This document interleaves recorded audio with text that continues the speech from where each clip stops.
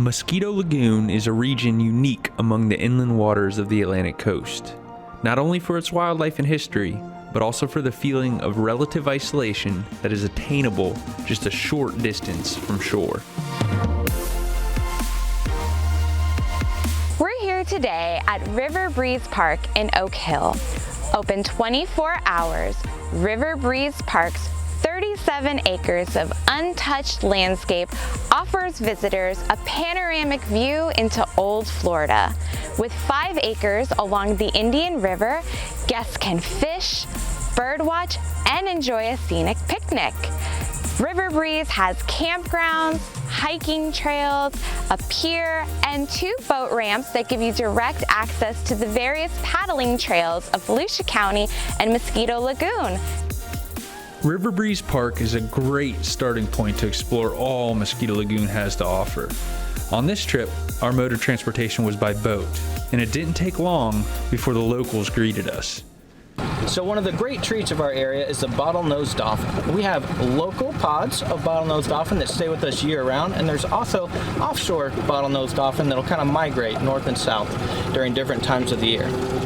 We are able to identify almost every single dolphin in this Indian River Lagoon just by its dorsal fin.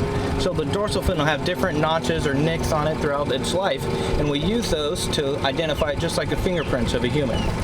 So when you're out here with these dolphins, just try not to chase them, harass them in any way. We really want to try to keep it as natural as possible for them out here, so just kind of enjoy the show that they'll provide.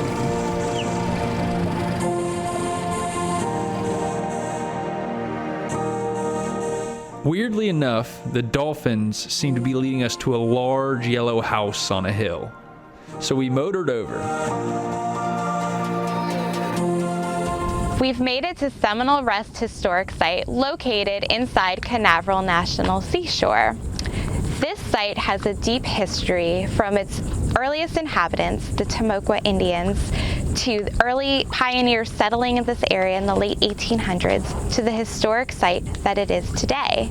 The main house and caretaker's cottage sit atop a Tomoqua Indian shell mound named Snyder's Mound after the family that made efforts to preserve this area. The Snyder family's efforts managed to preserve this mound so that later in the 1990s, archaeologists could excavate a portion of this site.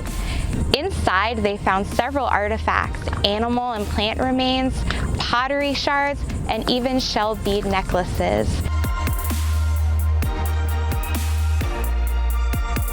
We loaded back into the boat and we were off again. This time, a group of brown pelicans caught our eye, and on the horizon, what looked to be a hill was jutting out of the mangroves. We went to investigate and followed a pathway to the top. The people that occupied this area were known as the Tomoquan Indians. In the 2,000 years that they lived here, they did very little to alter the natural landscape. However, they left behind burial and shell mounds, which are key to us understanding their history. Today, we are visiting one of those historic mounds, Turtle Mound. It is the largest mound in the continental U.S. It sits on 2 acres and is covered with 35,000 cubic yards of oyster shell. It stretches 600 feet along the Indian River and is 50 feet high. Park visitors can climb to the top of Turtle Mound using the educational boardwalk and enjoy the interpretive panels along the way. From the top, you have a panoramic view of the Atlantic Ocean, Merritt Island, Indian River, and Mosquito Lagoon. This national treasure is located right here in Volusia County. We departed Turtle Mound with our imaginations running wild. But Trey had one more stop. McLeod Bethune Park has multiple parking areas. You can park on the beach. There's also a little spot right here on the lagoon that has a kayak launch. And in this area, there's a lot of manatees that'll come and kind of rest. So if you do happen to come in this area, just be really cautious of manatees that are popping up and around. And they're just coming to this area to rest. So we really try not to bother them too much. As we left McLeod Bethune Park, we had food and shade on our mind.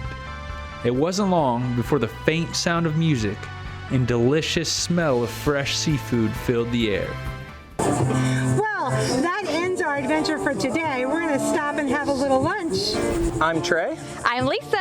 And I'm Tracy, and we're with Volusia Magazine. We just scratched the surface on all Mosquito Lagoon has to offer. So get out and explore Volusia County, because you never know what you might find.